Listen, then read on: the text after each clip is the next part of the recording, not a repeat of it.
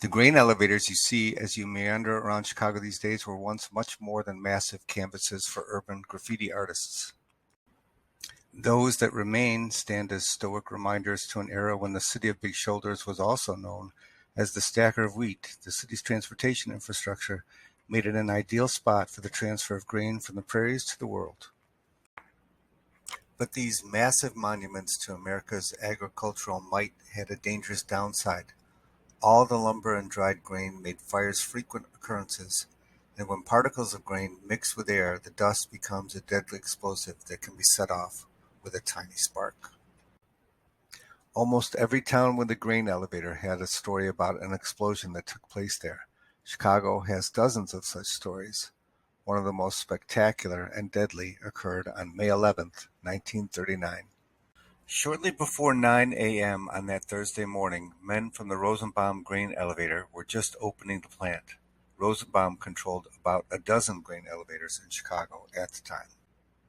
At approximately 8:45 a.m., an explosion occurred in Calumet A, the elevator building attached to the grain bins. Windy conditions helped the fire quickly spread to Calumet B and then Calumet C. The Chicago Fire Department responded with 2 Marine fireboats and dozens of other pieces of equipment, but the height of the buildings and the wind stymied their efforts. Now from afar it looks as if all Chicago is blazing, as the flames lick the sky. Pieces of crackling timber are flung hundreds of yards. And now, hold your breath.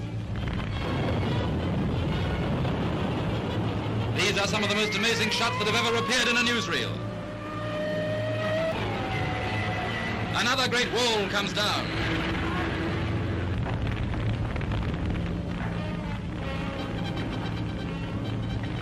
$4 million damaged, 21 injured, and 8 missing is the toll of the most disastrous fire in Chicago's history.